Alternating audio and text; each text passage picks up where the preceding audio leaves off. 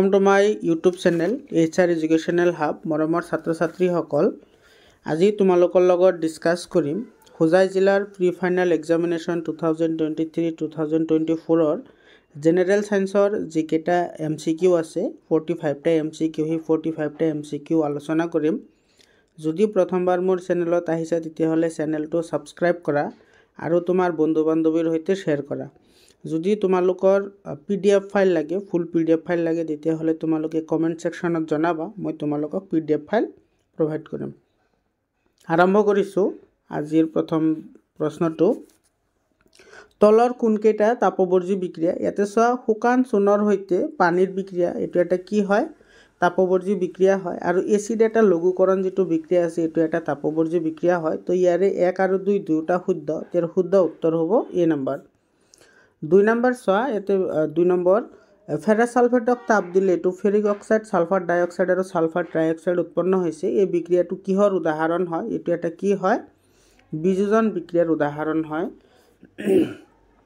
3 number ধাতৰ enamel calcium phosphate থাকে ইয়াৰ প্ৰকৃতি হল আমি সকলে জানো যে আমাৰ দেহৰ আটাইতকৈ কঠিনতম যেটো অংশ হেতু হৈছে ধাতৰ এনামেল আৰু ধাতৰ এনামেলৰ প্ৰকৃতি হৈছে ক্ষাৰকীয় সেই কাৰণে আমি খাদ্যবস্তু খালে আমি ভালদৰে ব্ৰাশ কৰিব লাগে যাতে তাতে ব্যাকটেৰিয়া ভাল হ'ব নোৱাৰে কাৰণ ব্যাকটেৰিয়া ভাল হলে খাদ্যবস্তুৰ লগত বিক্ৰিয়া কৰি এসিড উৎপন্ন কৰে যাৰ ফলত আমাৰ দন্তক্ষয়ৰ সূচনা হ'ব পাৰে আৰু এটা কথা মনত ৰাখিবা টিথ এনামেল যেটো আছে এটো কেতিয়া দন্তক্ষয় হয় যেতিয়া আমাৰ মুখৰ ভিতৰৰ pH ৰ মান 5.5 তকৈ কম হয় তেতিয়া টিথ এনামেল যেটো আছে হেতু ক্ষয় হ'বলৈ আৰম্ভ কৰে 4 নম্বৰ কোৱেশ্চন তলৰ কোনটো যৌগ অম্লনাশকবোৰৰ এটা উপাদান হিচাপে ব্যৱহাৰ কৰা হয় তো ইয়াতে অম্লনাশকৰ উপাদানৰ কথা কৈছে অম্লনাশকৰ উপাদান হিচাপে এটো সোডিয়াম বাইকাৰ্বনেট বা সোডিয়াম হাইড্ৰোজেন কাৰ্বনেটক ইউজ কৰা হয় 5 নম্বৰ কোৱেশ্চন এটা মৌল অক্সিজেনৰ লগত বিক্ৰিয়া কৰি উচ্চ গলনাঙ্কৰ যৌগ উৎপন্ন কৰে যৌগটো পানীত দ্ৰৱণীয় সম্ভৱপৰ মৌলটো হ'ব ইয়াৰ শুদ্ধ উত্তৰটো হ'ব ক্যালসিয়াম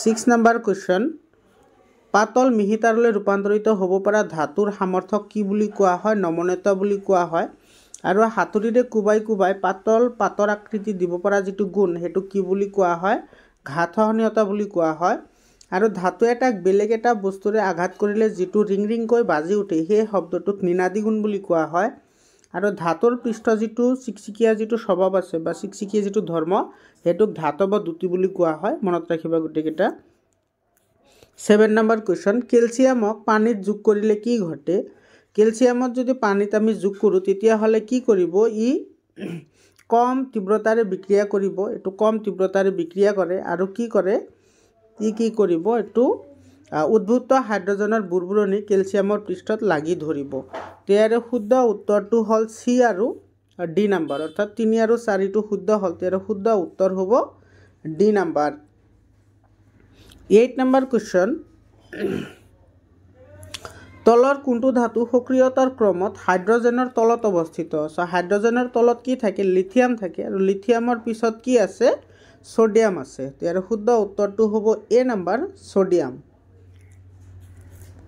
9 নম্বৰ কোৱেশ্চন সমগণীয় শ্ৰেণী দুটাৰ ওচৰচৰি যৌগৰ মাজৰ আণৱিক সংকেতবোৰৰ পাৰ্থক্য হল এটো এটা কাৰ্বন আৰু দুটা হাইড্ৰোজেনৰ পাৰ্থক্য থাকে মনত ৰাখিবা এটো আৰু সমগণীয় শ্ৰেণী কাক কয় যিবোৰ সমগণীয় শ্ৰেণী বা যিবোৰ মৌলৰ কাৰ্যকৰী মূলক একে থাকে সেইবোৰক সমগণীয় শ্ৰেণী বুলি কোৱা হয় আৰু এটা সমগণীয় শ্ৰেণীৰ ওচৰচৰিকৈ থকা দুটা মৌলৰ আণৱিক সংকেতৰ পাৰ্থক্য হতে এটা কাৰ্বন আৰু দুটা হাইড্ৰোজেনৰ মাজত হয় বা CH2 পাৰ্থক্য থাকে 10 নম্বৰ তলত দিয়াবোৰৰ কোনকেটা অসংপৃক্ত হাইড্ৰকাৰ্বন তো অসংপৃক্ত হাইড্ৰকাৰ্বন কোনবোৰক কোৱা হয় যিবোৰৰ ডাবল বন্ড থাকে বা ট্ৰিপল বন্ড থাকে সেইবোৰক অসংপৃক্ত হাইড্ৰকাৰ্বন বুলি কোৱা হয় তো ইয়াৰে যেটো 2 নম্বৰ মৌল আছে এটোত ডাবল বন্ড আছে আৰু যেটো 4 নম্বৰ মৌল আছে এটো ডাবল বন্ড আছে তো এই দুটা হ'ব অসংপৃক্ত হাইড্ৰকাৰ্বন তেৰ শুদ্ধ উত্তৰ হ'ব 2 আৰু 4 তেৰ শুদ্ধ উত্তৰটো হ'ব 2 আৰু 4 এটো সি নম্বৰ অপচনত আছে তো সি নম্বৰটো শুদ্ধ উত্তৰ 11 নম্বৰ কোৱেশ্চন ৰন্ধনৰ সময়ত ব্যৱহৃত বৰ্তনৰ তলৰ বাহিৰ ফালে কলা পৰে কিয় কলা পৰে কাৰণ যেতিয়া ইন্ধন এটা সম্পূৰ্ণভাৱে দহন নহয় 12 নম্বৰ কোৱেশ্চন উদ্ভিদজাত তেলৰ হাইড্ৰোজেন যুক্তকৰণত ব্যৱহাৰ হোৱা অনুঘটক বিধ হল এটো নিকেল অনুঘটক ব্যৱহাৰ কৰা হয় 13 নম্বৰ আধুনিক পৰ্যাবৃত্ত তালিকাত থিয় স্তম্ভৰ সংখ্যা কিমান হয় থিয় স্তম্ভৰ সংখ্যা হৈছে কিমানটা 18টা 14 নম্বৰ এটা পৰমাণুৰ ইলেক্ট্ৰনৰ বিন্যাসল 2a2 কোনটোৰ সৈতে ৰাসায়নিক সাদৃশ্য আছে তোমালোকে জানা যে ইলেক্ট্ৰনীয় বিন্যাসৰ পৰা আমি মৌলৰ সাদৃশ্য আৰু বৈসাদৃশ্যতা চিনাক্তকৰণ কৰিব পাৰোঁ এতিয়া চোৱা যিটো মৌলত দিয়া আছে সেই মৌলটোৰ বহিৰতম কক্ষত দুটা ইলেক্ট্ৰন আছে তো আমি চাব লাগিব ইয়াৰ কোনটো মৌলৰ বহিৰতম কক্ষত দুটা মৌল আছে এতিয়া চোৱা কেলছিয়ামৰ পাৰমাণৱিক সংখ্যা হৈছে 20 তো ইয়াৰ ইলেক্ট্ৰনীয় বিন্যাস কি হ'ব 282 হ'ব ইয়াৰে বহিৰতম কক্ষত দুটা ইলেক্ট্ৰন আহিব তো ইয়াৰে কেলছিয়ামৰ লগত এই মৌলটোৰ কি থাকিব সাদৃশ্য থাকিব 15 নম্বৰ কোৱেশ্চন কুশীয় শকনত মুক্ত হোৱা শক্তি ব্যৱহাৰ কৰি উৎপন্ন হোৱা অণুটো হ'ল এটো হ'ব এটিপিৰ সম্পূৰ্ণ নাম হৈছে এডিনোসিন ট্ৰাইফসফেট 16 নম্বৰ কোৱেশ্চন তলৰ কোনটোৱে ঘাৰ হাইড্ৰক্লৰিকৰ ক্ৰিয়াৰ পৰা পাকস্থলীৰ অন্ত আৱৰণক ৰক্ষা কৰে তাৰ শুদ্ধ উত্তৰটো হ'ব শ্লেষ্মা মিউকাছ এটো শ্লেষ্মা এনেকৈ এখন আৱৰণ পাকস্থলীৰ বেৰত থাকে আমাৰ মুখৰ ভিতৰতো আছে পাতল এটা আৱৰণ হয় যিটো আৱৰণে বিভিন্ন ধৰণৰ এচিড আৰু ক্ষাৰকীয় ক্ৰিয়াৰ পৰা ৰক্ষা কৰে এটা এটা সুৰক্ষা তৰফ হয় শ্লেষ্মাটো 17 নম্বৰ পাইৰুভেট অণু ভাঙি কাৰ্বন ডাই অক্সাইড পানী আৰু শক্তি উৎপন্ন হোৱা বিক্ৰিয়াটো ক'ত সংঘটিত হয় তো ইয়াৰে শুদ্ধ উত্তৰটো হ'ব মাইটোকণ্ড্ৰিয়াৰ ভিতৰত সংঘটিত হয়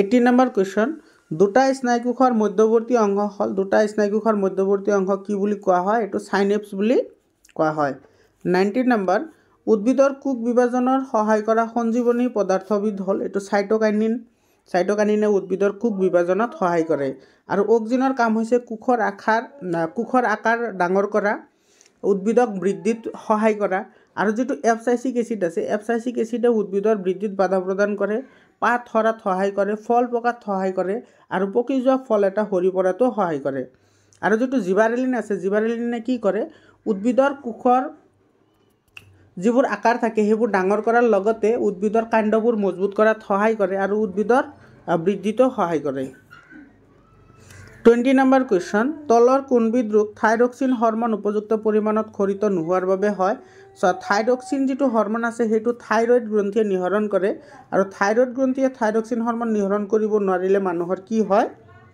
গৰল ৰোগ হয় বা গয়তৰ বেমাৰ হয় 21 নম্বৰ কেন্দ্ৰীয় স্নায়ুতন্ত্ৰ গঠিত হৈছে কেন্দ্ৰীয় স্নায়ুতন্ত্ৰ কিহৰ দ্বাৰা গঠিত হয় এটো স্নায়ুৰজ্জু মস্তিষ্ক আৰু স্নায়ুৰজ্জুৰ সহায়ত কি হয় কেন্দ্ৰীয় স্নায়ুতন্ত্ৰ গঠিত হয় তো ইয়াৰে শুদ্ধ উত্তৰটো হ'ব এ নম্বৰ 22 নম্বৰ কোৱেশ্চন কোনটো প্ৰজনন প্ৰক্ৰিয়াত জিনীয় পদাৰ্থৰ বিনিময় ঘটে তেতে যৌন প্ৰজনন প্ৰক্ৰিয়াত যিবোৰ জিনীয় পদাৰ্থ আছে তাৰ মানে যেটো আমাৰ ডিএনএ আছে হেতুৰ কি হয় সঞ্চালিত হয় কাৰণ ইয়াতে পুংজনন তন্ত্ৰ আৰু স্ত্ৰীজনন তন্ত্ৰ দুয়োটা জড়িত হৈ থাকে 23 নম্বৰ কোৱেশ্চন পৰাগধানীত কি পোৱা যায় পৰাগধানীত পৰাগৰেণু পোৱা যায় 24 নম্বৰ কোৱেশ্চন অংকুৰণৰ সময়ত এটা গছপুলি গঠন হয় অংকুৰণৰ সময়ত গছপুলি কোৰ পৰা গঠন হয় এটো বীজৰ পৰা গছপুলি গঠন হয়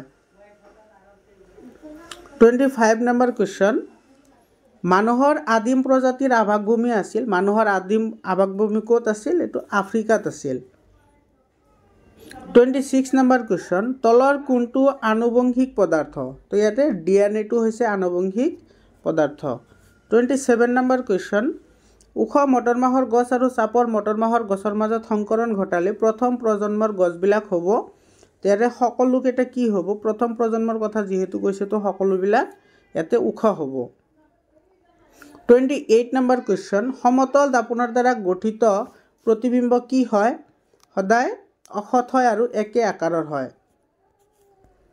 29 নম্বৰ কোৱেশ্চন এখন লেন্সৰ ক্ষমতা 2D তো ইয়াৰ ফোকাস দূৰত্ব হ'ব তো আমি জানো f = 1/f তো ইয়াতে 1/2 দিলে তো কিমান আহিব এটো 0.5 মিটাৰ আহিব তো 0.5 মিটাৰ মানে কি 50 সেন্টিমিটাৰ তো ইয়াৰ শুদ্ধ উত্তৰ হ'ব বি নম্বৰ 50 সেন্টিমিটাৰ 30 নম্বৰ কোৱেশ্চন লক্ষ্যবস্তুৰ সমান আকাৰৰ হত প্ৰতিবিম্ব পাবলৈ হলে লক্ষ্যবস্তুটো অৱতল দাপনৰ সন্মুখত কোন স্থানত ৰাখিব লাগিব এইটো ভাঁজ কেন্দ্ৰত ৰাখিব লাগিব বা এইটো কেতিয়াবা ভাঁজ কেন্দ্ৰ নিদি এইটো ফকাছ দৈৰ্ঘ্যৰ দুগুণ দূৰত্বটো দিয়া থাকে। তো শুদ্ধ উত্তৰটো সেইটো হ'ব আৰু এইটো হ'ব। 31 নম্বৰ কুৱেশ্যন, প্ৰকৃত সূৰ্যোদয় আৰু আপাত সূৰ্যোদয়ৰ মাজৰ সময়ৰ ব্যৱধান কিমান মিনিট হয়? এইটো 2 মিনিট হয়। 32 নম্বৰ কুৱেশ্যন, চকুৰ কি অংগৰ ক্ৰিয়াৰ বাবে চকুৰ লেন্সৰ ফকাছ দৈৰ্ঘ্যৰ পৰিৱৰ্তন হয়? এইটো চিলিয়াৰী পেশীৰ বাবে পৰিৱৰ্তন হয়। আৰু এটা কথা মনত ৰাখিবা, চকুৰ লেন্সৰ যিটো ফকাছ দৈৰ্ঘ্য পৰিৱৰ্তন কৰিব পৰা ক্ষমতা সেইটো উপযোজন ক্ষমতা বুলিও কোৱা হয়। 33 নম্বৰ কুৱেশ্যন, মায়োপিয়া প্ৰতিকাৰৰ বাবে কোনবিধ লেন্স ব্যৱহাৰ কৰা হয়? তো মায়োপিয়া প্ৰতিকাৰৰ বাবে সদায় অৱতল লেন্স ব্যৱহাৰ কৰা হয়।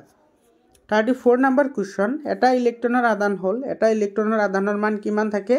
এইটো 1.6 × 10⁻⁻19 কুলম। 35 নম্বৰ কুৱেশ্যন, তলৰ বৰ্তনীটোৰ মুঠ ৰোধ কিমান হ'ব? তো ইয়াতে চোৱা, তিনিটা ৰোধ দিয়া আছে। এইটো 3 ওম, 2 ওম আৰু 4 ওমৰ তিনিটা ৰোধ দিয়া আছে। এই ৰোধকেইটা সমান্তৰাল সজ্জাত সজ্জিত হৈ আছে। তো ইহঁতৰ সমতুল্য ৰোধ কিমান হ'ব? 1/r। এইটো কি হ'ব? 1/3 প্লাছ 1/2 প্লাছ 1/4। ইয়াৰে এলচিয়াম কিমান আহিব? 12 আহিব। আৰু ইয়াতে যদি আমি এইটো কৰোঁ তেতিয়াহ'লে এইটো আহিব 4, ইফালে আহিব 6 আৰু ইফালে আহিব 3। তো ইফালে কিমান পালোঁ আমি? 13/12। তো ইয়াৰ পৰা r আহিব 12/13। ইয়াৰ শুদ্ধ উত্তৰটো হ'ব 12/13, বি নম্বৰ। 36 নম্বৰ, বৈদ্যুতিক প্ৰবাহ উৎপন্ন কৰা সঁজুলি হ'ল। বৈদ্যুতিক প্ৰবাহ উৎপন্ন কৰা সঁজুলিক আমি কি বুলি কওঁ? এইটো জেনেৰেটৰ বুলি কোৱা হয়। 37 নম্বৰ, হ্ৰস্ববৰ্তনী হোৱাৰ সময়ত বৰ্তনীটোৰ প্ৰবাহ কি হয়? এইটোৰ বুজন পৰিমাণটো বাঢ়ি যায়। 38 নম্বৰ কুৱেশ্যন, প্ৰবাহচালিত দীঘল ছলিনয়ডৰ অন্তৰ্ভাগৰ চুম্বক ক্ষেত্ৰৰ মান সদায় কি হয়? এইটো সকলো বিন্দুতে একে থাকে। 39 নম্বৰ কুৱেশ্যন, জৈৱ গেছৰ প্ৰধান উপাদান হ'ল মিথেন। এইটো জৈৱ গেছৰ প্ৰধান উপাদান হৈছে মিথেন। এইটো CH4 হৈছে ইয়াৰ আণৱিক সংকেত।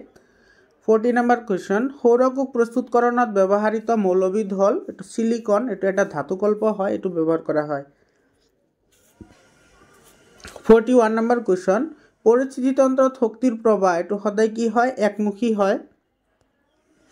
42 নম্বৰ কুৱেশ্যন, তলৰ কোনকেইটা ব্যৱহাৰ পৰিৱেশ হিতৈষী হয়? তো পৰিৱেশ হিতৈষী হয় চব। পৰিবহণৰ বাবে মটৰ গাড়ী ব্যৱহাৰ কৰা এইটোতো পৰিৱেশ হিতৈষী নহয়। বজাৰ কৰিবলৈ মৰাপাট ব্যৱহাৰ কৰা, মৰাপাটৰ বেগ ব্যৱহাৰ কৰা এইটো পৰিৱেশ হিতৈষী এটা ব্যৱহাৰ হয়।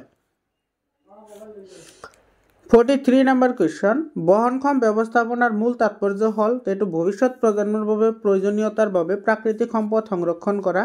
ইয়াৰ শুদ্ধ উত্তৰটো হ'ব এ নম্বৰ।